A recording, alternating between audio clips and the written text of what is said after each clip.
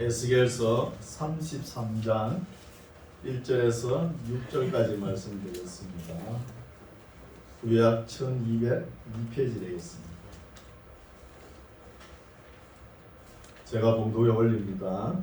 33장 1절 여호와의 말씀이 내게 임하여 가라사대 인자야 너는 내 민족에게 고하여 이르라 가령 내가 칼을 한 땅에 임하게 한다 하자 그 땅 백성이 자기 중에 하나를 택하여 파수꾼을 삼은 그 사람이 칼이 그 땅에 임함을 보고 나팔을 불어 백성에게 경고하되 나팔 소리를 듣고도 경비를 하지 아니하므로 그 임하는 칼에 재앙을 당하면 그 피가 자기의 무리로 돌아갈 것이라 그가 경비를 하였던들 자기 생명을 보존하였을 것이나 나팔 소리를 듣고도 경비를 하지 아니하였으니 그 피가 자기에게로 돌아가리라. 그러나 파수꾼이 칼이 임함을 보고도 나팔을 불지 아니하여 백성에게 경고치 아니하므로 그 중에 한 사람이 그 임하는 칼에 재앙을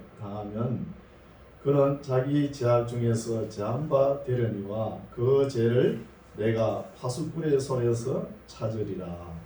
아멘. 할렐루야. 아멘. 반갑습니다. 아멘. 하나님 사랑합니다. 하나님 사랑합니다. 축복합니다. 축복합니다. 감사합니다. 감사합니다. 오늘 말씀은 민족의 파수꾼이라는 제목으로 은혜 받고자 합니다. 에스겔에게 이 파수꾼의 사명을 하나님께서 주셨죠. 우리가 파수꾼이라 그러면 전쟁 시에 많이 사용하는 용어겠죠. 적군과 아군을 분리해가지고 적군이 쳐들어올 때 적군의 동태를 살펴가지고 우리 아군에게 잘 전달해가지고 그 전쟁을 대비할 수 있도록 이렇게 하는 것이죠. 그리고 이것을 우리 신약 시대에 하나님의 복음을 전해야 될 사람에게 전하지 아니하였을 경우에 어떻게 되는가 이런 말씀입니다. 그래서 파수꾼의 사명이 무엇인지 살펴보겠습니다. 우리 33장은 목사님들한테 설교를 많이 들으셔 가지고 잘 아실 거예요. 그렇죠? 제가 뭐 달리 여기에 뭐 깊이 뭐 심요막측하게 설교를 할 줄 몰라요. 그대로 읽으시면 이해가 갈 겁니다. 33장 1절 여호와의 말씀이 내게 임하여 가라사대 에스겔의 사명을 다시 환기시켜 주는 거예요. 하나님께서 인자야 에스겔 보고 너는 내 민족에게 고하여 이르라 가령 내가 칼을 한 땅에 임하게 한다 하자 그 땅 백성이 자기 중에 하나를 택하여 파수꾼을 삼은 그 사람이 칼이 그 땅에 임함을 보고 나팔을 불어 백성에게 경고하되 나팔 소리를 듣고도 대비를 하지 아니하므로 그 임하는 칼에 재앙을 당하면 죽으면 그 피가 자기의 머리로 돌아갈 것이라 그가 경비를 하였던들 자기 생명을 보존하였을 것이나 나팔 소리를 듣고도 대처를 하지 아니하였으니 그 피가 누구에게로? 자기에게로 돌아간다는 거예요. 우리도 복음을 전하지 않습니까? 복음을 전할 때 우리가 예수 믿으세요 전하면은 우리의 사명은 끝이 나는 거예요.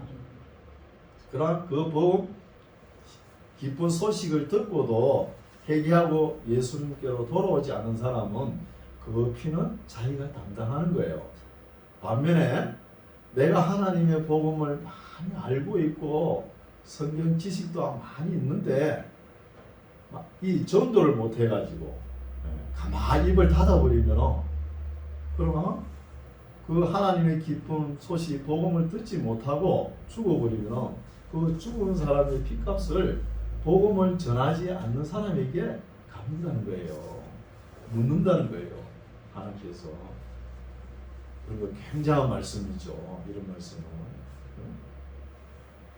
6절 그러나 파수꾼이 칼이 임함을 보고도 나팔을 불지 아니하여 백성에게 경고치 아니하므로 그 중에 한 사람이 그 임하는 칼에 재앙을 당하면 그는 자기 죄악 중에서 죽은 바 재한 바 되려니와 그 죄를 누구에게? 내가 파수꾼의 손에서 찾는다는 거예요.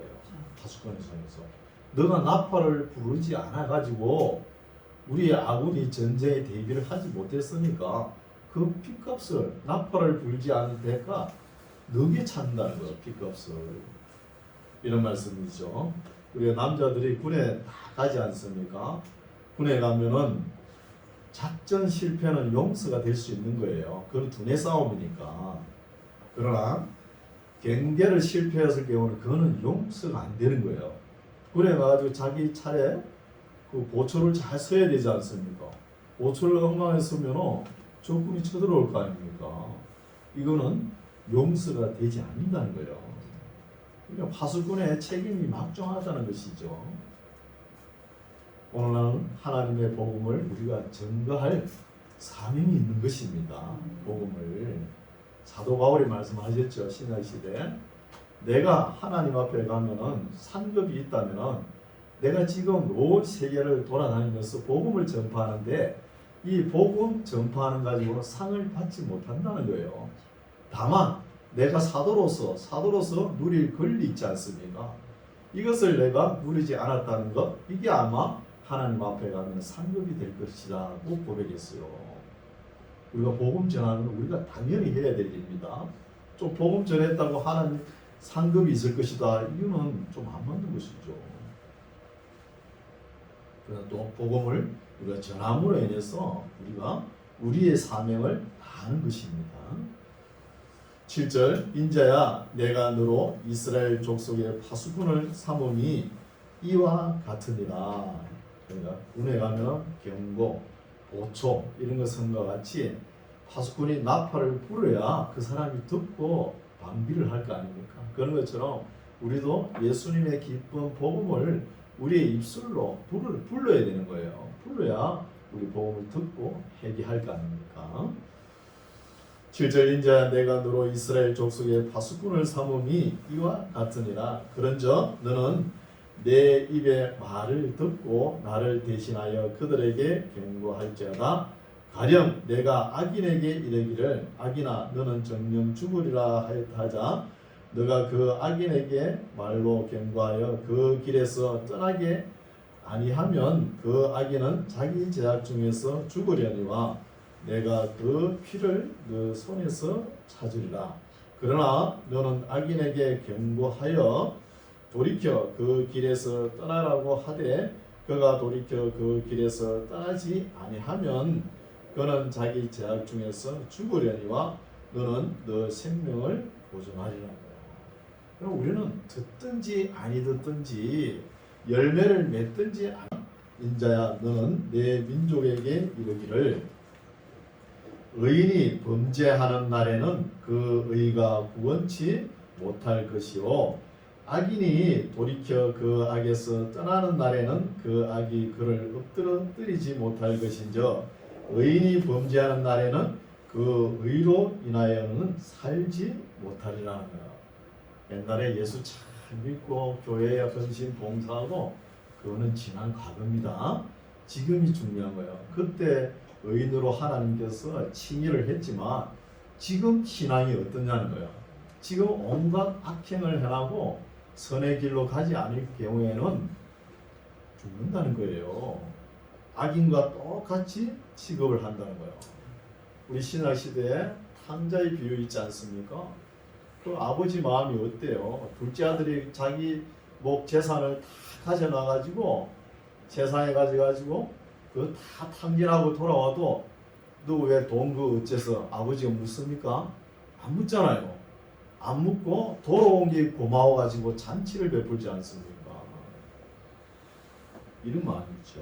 그래서 우리가 복음이 예수님께서 십자가 지시고 우리의 죄를 다 지고 가셨기 때문에 우리는 살아있을 동안에 얼마든지 예수님 품으로 회개하며 돌아올 수 있는 기회가 있다는 것입니다. 13절 가령 내가 의인에게 말하기를 너는 살리라 하였다 하자 그가 그 의를 스스로 믿고 옛날 이야기를 하는 것이죠. 의인 옛날에 내가 잘했던 거 그걸 스스로 믿고 죄악을 행하면 그 모든 어려운 행위가 하나도 기억되지 아니하리니 그가 그 지은 죄악 중 곧 그 중에서 죽으리라는 거예요. 죽는 거예요. 내가 교회에 왕년에는 나도 교회 안 다녀봤냐? 뭐 남전도에 여전도에 건신 안 해봤냐? 좋다. 좋습니다. 그거는요. 잘했어요. 그 지금이 어떠냐는 거예요. 지금의 세상 사람들과 똑같이 살면은 그거는 하나님과의 관계가 끊어진 거예요. 옛날에 아무리 잘해도 아무 소용없는 거예요. 14절 가령 내가 악인에게 말하기를 너는 죽으리라 하였다 하자 그가 돌이켜 자기의 죄에서 떠나서 법과 의대로 행하여 전당물을 도로 주며 억탈물을 돌려보내고 생명의 율례를 준행하여 다시는 죄악을 짓지 아니하면 그가 어떻다고요? 정령 살고 죽지 않는다는 것입니다. 살고 회개하면은 그의 본래 범한 모든 죄가 그 기억되지 아니하리니 그가 정령 살리라. 이는 법과 의를 행하였음이니라 하라는 거예요. 얼마든지 악인이 회개하면 살 수 있다는 것입니다. 17절 그래도 내 민족은 말하기를 주의 길이 공평치 않다 하는도다. 그러나 실상은 그들의 길이 공평치 아니하니라. 하나님은 공평하신 분입니다.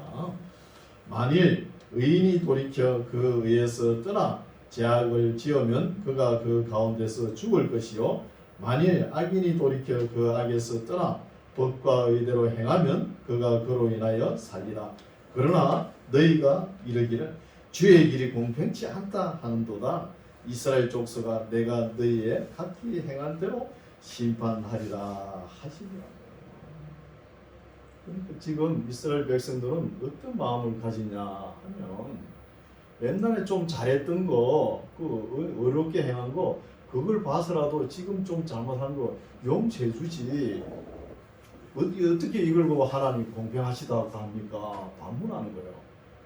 또 일평생 죄 짓다가 그 우리 예수님 십자가 달릴 때 우편강도처럼 그 잠깐 예수 믿고 천국 가는 거 이것이 공평하지 않다는 거예요. 그걸 따지는 겁니다. 하나님 앞에. 그러나 하나님은 공평하다는 거예요. 우리가 보기에는 그것이 이해가 가지 않지만 하나님은 그렇지 않다 그러면 그 말이 옳은 거예요. 그렇죠? 우리 인간의 지혜로 하나님의 뜻을 어떻게 다 알 수가 있겠습니까? 다 몰라요.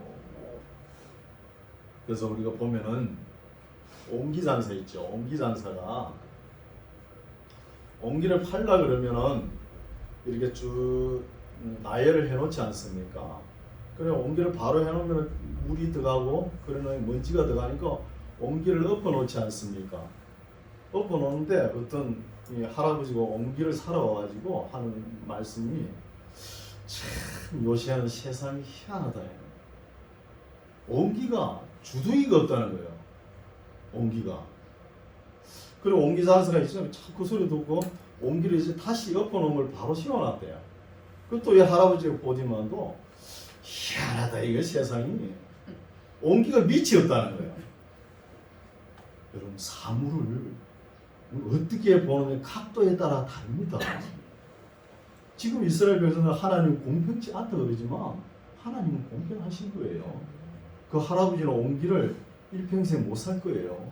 주둥이도 없고 밑도 없는 옹기라 그러겠어. 21절 우리가 사로잡힌 지 12년 10월 5일에 예루살렘에서부터 도망하여 온 자가 내게 나와 말하기를 그 성이 함락되었다 하였는데 예루살렘 성이 BC 586년 4월 9일에 예루살렘 성벽이 무너지죠. 예루살렘 성벽이 무너진 지가 이제 한 1년 반 정도 됐어요. 1년 반 정도 지나고 난 뒤에 예루살렘에 한 사람이 와가지고 에스겔에게 성벽이 함락되었다는 거예요. 무너졌다는 것이죠. 22절 그 도망한 자가 내게 나오기 전날 저녁에 여호와의 손이 에스겔에게 임하여 내 입을 여시더니 다 마침 그 사람이 내게 나올 임시에 내 입이 열리기로 내가 다시는 잠잠하지 아니하리라 하면서 하나님께서 주신 말씀을 에스겔이 선포합니다. 23절 여호와의 말씀이 내게 임하여 가라사대 인자야 이 이스라엘 항무한 땅에 거한 자들이 말하여 이르기를 아브라함은 오직 한 사람이라도 이 땅을 기업으로 얻었나니 맞죠? 아브라함이 한 사람으로 시작됐죠. 얻었나니 우리가 지금은 중다한저 더욱 이 땅으로 우리에게 기업으로 주신 것이 되느니라 하는 도단이에요. 아브라함 홀로 단신해서 하란 땅에서 와가지고 그 가나안 땅에 들어와가지고 너 후손으로 바다에 모래알 같이 많게 한다 그러면서 하나님께서 아브라함에게 복을 주시지 않습니까? 그런 것처럼 지금 이스라엘 백성들이 어떤 내용으로 뜯었냐 하면 자연인끼리 뜯는 소리예요. 우리는 지금 우리 후손들이 많으니까 하나님께서 우리가 그갈 땅을 많이 주실 것이다 이렇게 뜯어내는 거예요. 자기가 행동하는 거 하나님의 규례와 법도는 지키지 않으면서 이런 소리를 하는 거예요. 이런 소리를 듣고 25절 그러므로 너는 그들에게 이르기를 주 여호와의 말씀에 너희가 피 있는 고기를 먹으며 너희 우상들에게 눈을 들며 피를 흘리니 그 땅이 너희의 기업이 될까 보냐. 너희가 칼을 믿어 가정한 일을 행하며 각기 이웃의 아내를 더럽히니 그 땅이 너희의 기업이 될까 보냐 하고 너는 그들에게 또 이르기를 주 여호와의 말씀에 내가 나의 삶을 두고 맹세하노니 항무지에 있는 자는 칼에 엎드러뜨리고 들에 있는 자는 들 짐승에게 붙여 묻게 하고 산성과 구리에 있는 자는 온역에 죽게 하리라. 내가 그 땅으로 항무지와 놀라움이 되게 하고 그 권능의 교만을 그치게 하리니 이스라엘의 산들이 항무하여 지나갈 사람이 없으리라. 내가 그들의 행한 모든 가증한 일로 인하여 그 땅으로 항무지와 놀라움이 되게 하면 그때에 그들이 나를 여호와인 줄 알리라 하라고요. 지금 이스라엘 백성들은 뭐냐? 우리가 민족이 이렇게 많으니까 아브라함 홀로 단식 와도 그렇게 복을 주셨는데 우리가 사람들이 많으니까 하나님의 복을 많이 주실 것이다. 또 넓은 땅에다가 주실 것이다. 이렇게 떠들어대는 소리를 듣고 하나님께서는 그게 아니다 이거죠. 이렇게 이야기하면서 그들이 나를 여호와인 줄 이제 안다는 거예요. 이스라엘 백성들의 어려움을 당해보면 그래서 출애굽부터 지금 시간이 얼마나 흘렀냐면 860년간 시간이 흘렀어요. 860년간 하나님께서 함께 해 주셨지만 이스라엘 백성들은 아직까지 하나님을 모르고 있는 거예요. 모르고 있으니까 이런 말씀이 계속 나오는 거예요. 그들이 나를 여호와인 줄 알리라. 모르니까 다시 계시하는 거예요.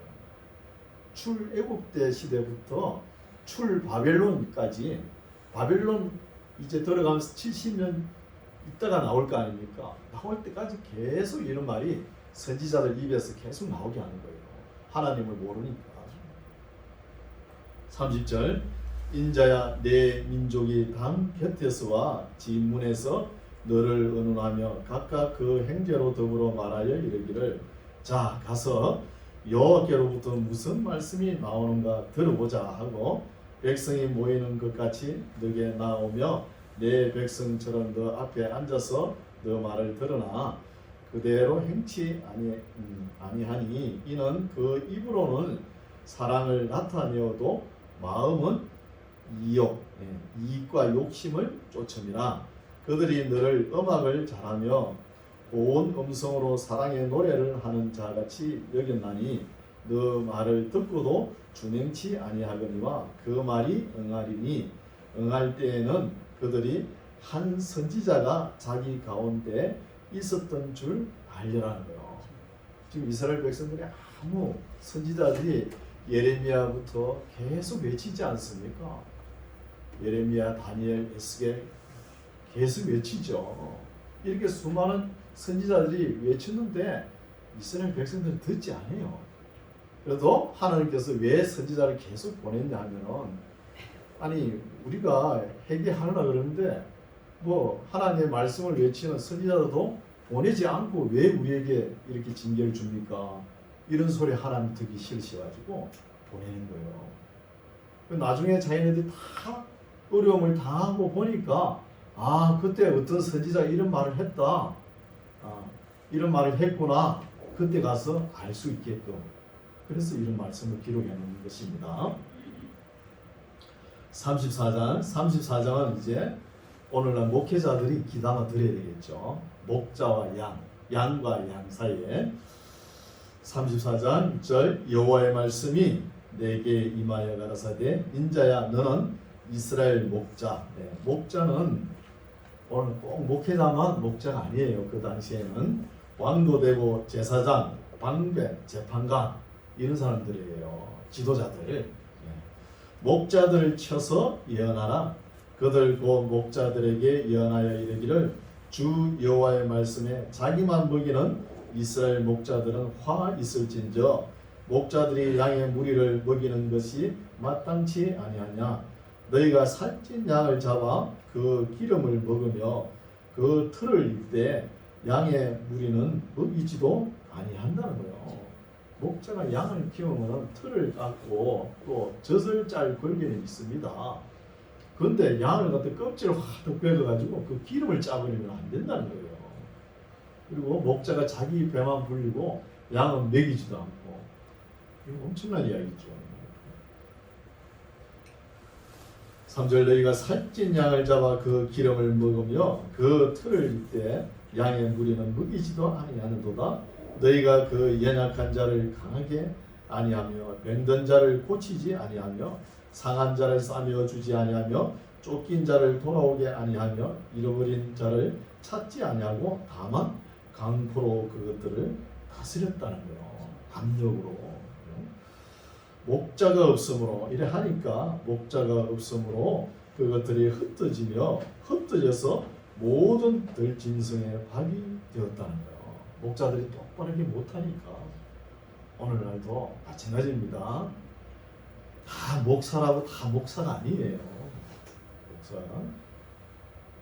6절 내 양의 무리가 모든 산과 높은 맷뿌리에마다 유리되었고 내 양의 무리가 온 지면에 흩어졌으되 찾고 찾는 자가 없었도다는 거예요. 목자들이 양을 흩어버리고 자기 근위만 내세우고 그러니까 양떼들이 흩어지는 거예요. 양떼들이 어렵고 힘든 양떼들을 잘 보살펴야 되는데 자기 배만 불리고 그때 지도자들 왕들, 방백, 제사장, 예언자 뭐 전부 다 포함되는 거예요. 7절 그러므로 목자들아 여호와의 말씀을 들을지어다. 주 여호와의 말씀에 내가 나의 삶을 두고 맹세하노라. 내 양의 무리가 노략거리가 되고 모든 들짐승의 밥이 된 것은 목자가 없음이라. 내 목자들이 내 양을 찾지 아니하고 자기만 배부르게 먹이고 내 양의 무리를 먹이지 아니하였도다. 그러므로 너희 목자들아 여호와의 말씀을 들을지어다. 주 여호와의 말씀에 내가 목자들을 대적하여 내 양의 무리를 그들의 손에서 찾으리니 목자들이 양을 먹이지 못할 뿐 아니라. 이제는 목자들이 양을 이제 먹이지도 못할 뿐 아니라 양을 찾지도 않는 거예요. 양을. 아니라 그들이 다시는 자기를 먹이지 못할지라. 내가 내 양을 그들의 입에서 건져내어서 다시는 그 식물이 되지 않게 하리라. 11절 나 주 여호와가 말하노라. 나 곧 내가 내 양을 찾고 찾되 목자가 양 가운데 있는 날에 양이 흩어졌으면 그 때를 찾는 것 같이 내가 내 양을 찾아서 흐리고 캄캄한 날에 그 흩어진 모든 곳에서 그것들을 건져낼지라. 하나님께서 목자들을 세워가지고 양을 치게끔 해주는데 목자들이 타락을 하니까 하나님께서 직접 이제 양을 이끄신다는 거예요. 직접. 13절 내가 그것들을 만민 중에서 끌어내며 열방 중에서 모아 그 본토로 데리고 가서 이스라엘 산 위에와 시내가에와 그 땅 모든 거주지에서 먹이되 좋은 꼴로 먹이고 그 우리를 이스라엘 높은 산 위에 두리니. 이스라엘 높은 산은 예루살렘을 지칭하겠죠. 두리니 그것들이 거기서 좋은 우리에 누워 있으며 이스라엘 산 위에서 살찐 꼴을 먹으리라. 나 주 여호와가 말하노라. 내가 친히 내 양의 목자가 되어 그것들로 누워 있게 할지라는 거예요. 누워 있게. 내가 친히 내 양의 목자가 된다는 말씀은 그 뒤에 나오죠. 23절에 내가 한 목자를 그들 위에 세워 먹이게 하리니 그는 내 종 다윗이라는 거예요. 근데 여기는 다윗이라고 그래 했는데 다윗은 지금 500년 전 사람입니다. 다윗의 자손 누구를 나타내죠? 예수 그리스도를 나타낸 거예요. 예수님을. 16절 그 잃어버린 자를 내가 찾으며 쫓긴 자를 내가 돌아오게 하며 상한 자를 내가 싸매어 주며 병든 자를 내가 강하게 하려니와 살찐 자와 강한 자는 내가 멸하고 공의대로 그것들을 먹이리라.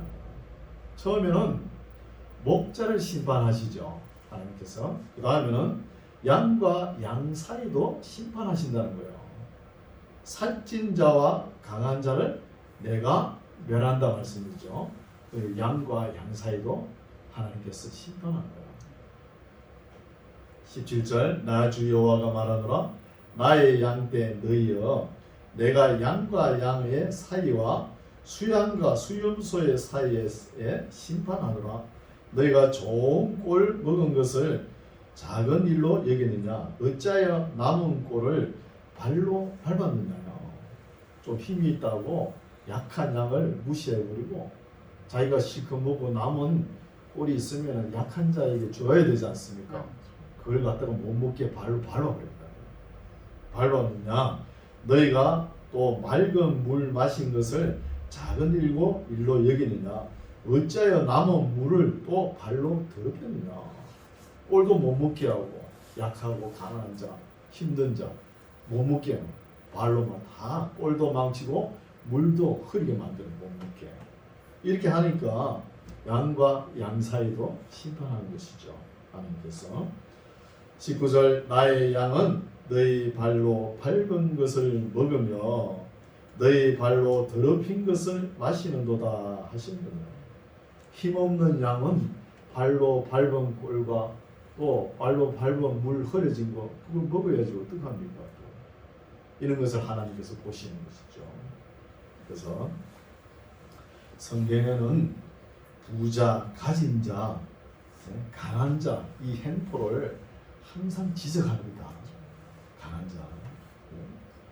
그러니까 부자가 너무 부자로 이렇게 사는 것도 우려스럽다는 거예요. 하나님께서 걱정이 된다는 거예요. 부자가 있는 밤에는 그 옆에는 누가 있어요? 가난한 자가 있지 않습니까? 가난한 자를 하나님 생각하니까 이 부자를 가만히 안 놔두는 거죠. 우리가 뭐 일부러 가난하게 살아야 되는 그 말은 아니에요. 그래서 유대인들은 보면은 신앙생활의 관념이 어떠냐 하면 부자로 사는 것을 믿음이 좋은 줄로 생각해요. 부자로 사는 거 어떻게 생각하십니까? 하나님은 그렇게 생각 안 합니다. 하나님 부자로 살면서 믿음이 좋으면 얼마나 좋을까요? 안 좋다니까요. 그게 바로 기복신앙입니다. 오늘날도 우리 이런 거 많이 목사님들이 설교를 많이 안 해서 그렇지 사실 너무 부자로 사는 거 하나님과의 관계를 다시 한 번 더 생각해 봐야 되는 거야.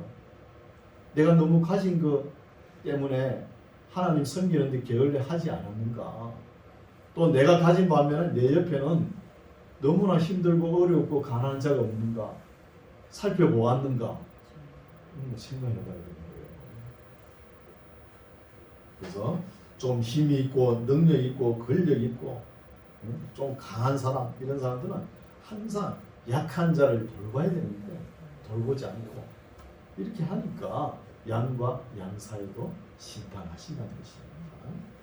20절 그러므로 주 여호와께서 그들에게 대하여 말씀하시기를 나하고 내가 삭진 양과 파리한 양 사이에 심판하리라. 너희가 옆구리와 어깨로 밀어뜨리고 모든 병든 자를 뿔로 받아 무리로 밖으로 흩어지게 하였다는 거예요. 힘을 가진 자들. 그러므로 내가 내 양떼를 구원하여 그들로 다시는 노략거리가 되지 않게 하고 양과 양 사이에 심판하리라. 내가 한 목자를 그들 위에 세워 먹이게 하리니 그는 내 종 다윗이라. 그가 그들을 먹이고 그들의 목자가 될지라. 내 종 다윗이라 하지만 이거는 비유겠죠. 우리 구주 예수님을 지칭하는 말씀이죠. 예수님께서 신약시대에 요한복음 17장에 보면은 하나님께서 내게 주신 자는 내가 하나도 잃어버리지 않는다는 이런 말씀 있잖아요. 예수님께서도. 예수님께 다 오는 사람들이 다 병들고 힘없고 가난하고 이런 사람들이 오셨다는 거예요. 오면서 또 예수님의 말씀을 전가하면 그런 사람들이 복음을 잘 받아들인 거예요. 너무 등 따시고 배가 부르면 안 받아들여요.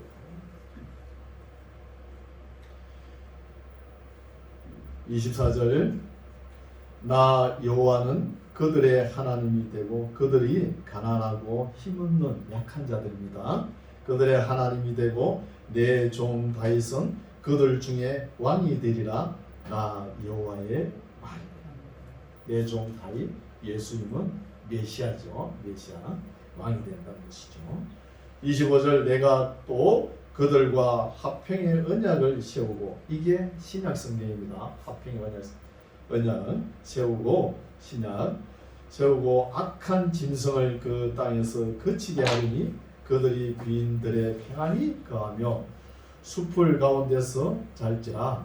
내가 그들에게 가난하고 항상 억눌리고 우리 마태복음 오늘 묵상의 말씀 있죠. 가난하고 의에 줄이고 목마르고 마음이 청결하고 화평케 하는 자 이런 사람들이 복이 있는 거예요. 이런 사람들이 내가 그들에게 복을 내리며 내 산 사면 모든 곳도 복되게 하여 때를 따라 비를 내리되 복된 장마비를 내린다는 거예요. 복이 뭐 하늘에서 금덩어리가 떨어진 게 아니고 장마비를 준다는 거예요. 복이. 에스겔서 보면 복이란 단어가 한 번 딱 나오는 거예요. 여기에 한 번도 안 나옵니다. 이 복이 누구에게? 앞에 그들에게 가난하고 억눌리고 병든 자, 약한 자 이런 사람에게 임한다는 거예요.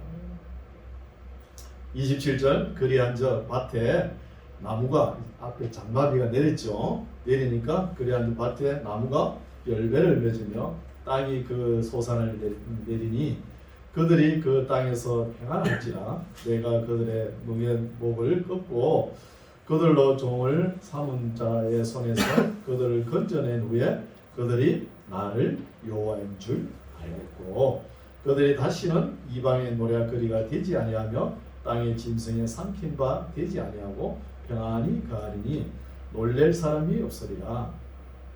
내가 그들을 위하여 유명한 종식 타종과 심는 것을 할 땅을 일으키리니 그들이 다시는 그 땅에서 기근으로 멸망하지 아니할지며 다시는 열국의 수치를 받지 아니할지라. 그들이 나 여호와 그들의 하나님이 그들과 함께 있는 줄을 아는 거예요. 이게 뭐예요? 임마누엘입니다. 하나님이 우리와 함께 하신다. 임마누엘 함께 있는 줄 알며 그들 곧 이스라엘 족속이 내 백성인 줄 알리라. 나 주 여호와의 말이라. 내 양 곧 내 초장의 양 너희는 사람이요 나는 너희 하나님이라. 나 주 여호와의 말이니라. 이때가 양으로 비유했죠. 양으로 비유한 게 뭐라고? 사람이라는 거예요. 사람이고 또 목자는 하나님 이렇게 해석을 해주죠. 그래서 예수님 오심으로 인해서 영원한 목자죠. 예수님이 영원한 목자 오면서 목자를 심판하시고 또 양과 양 사이를 심판하신다. 그래서 우리 만나교회도 어때요? 다 고만고만하죠. 하나님께서 기뻐하시는 교회입니다. 고만고만하니까 너무 잘 사는 사람이 있으면 하나님께서 고민하실 거예요. 이거 어떡할까? 잘 사는 사람은 괜찮아요. 그런데 옆에 좀 힘든 사람을 하나님께서 고민하는 거예요. 걱정이 됩니다.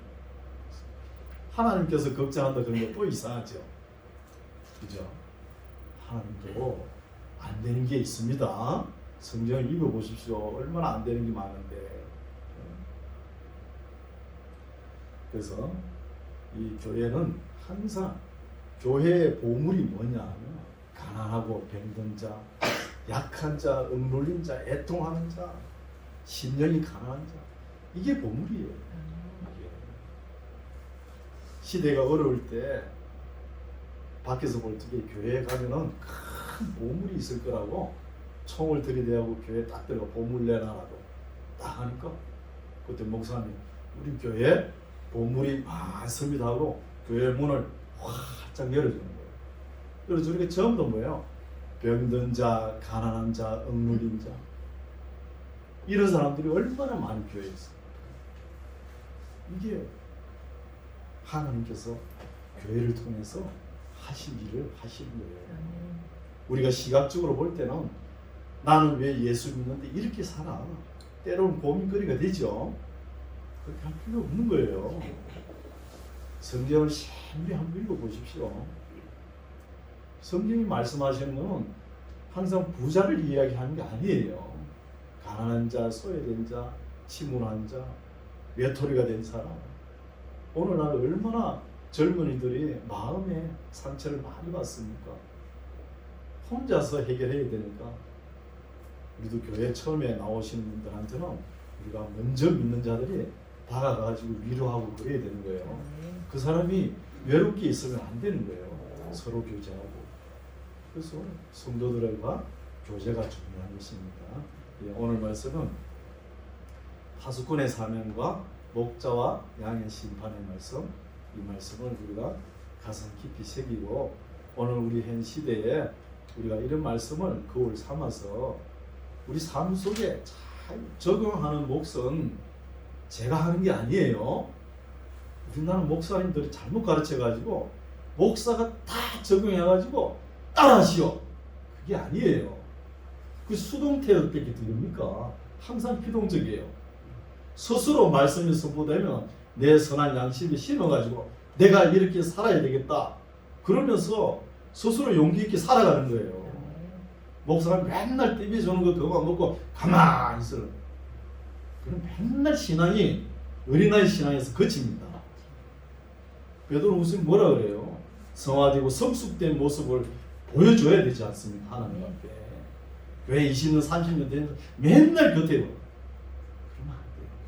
그렇게 계속 하면 목사는 힘이 다 빠져버려요. 힘이 빠져가지고 하나님 말씀이 능력이 없어져 버려요. 그러죠. 말씀을 선포하면 내가 어떻게 살아야 되겠다. 마음 중심을 잡아가지고 열심히 인격적으로 신비주의 이런 데 빠지지 말고. 전도서에 보면 분복이 뭐예요? 땀 흘려 일하고 가족들과 저녁 되면 한 상에 둘러앉아 하나님 주신 그 식사 함께 하는 거, 그게 복이라 그랬어요. 복이라고. 이런 것을 명심하시고 우리가 바르게 하나님 말씀을 깨닫고 바르게 실천하여 주님 오실 때 이제 점점 다가오죠. 그때 만나교회에서 내가 믿는 자를 찾을 수 있나 할 때 당당하게 나아가는 저와 여러분 되시기 바랍니다. 네. 기도하겠습니다. 하나님 은혜를 감사합니다. 오늘도 에스겔서를 통하여 많은 말씀을 우리의 선한 양심에 심습니다. 하나님, 우리가 그동안 하나님의 말씀을 모르고 부족하여서 또한 그 말씀 알기를 게을리하였다면 이제부터라도 말씀을 잘 읽고 우리 선한 양심에 심어서 잘 실천하여 그 거룩한 하나님의 뜻을 이 땅에 실천하는 우리 만나게 성도들 되게 하옵소서. 네. 감사드리며 예수님 이름으로 기도드립니다.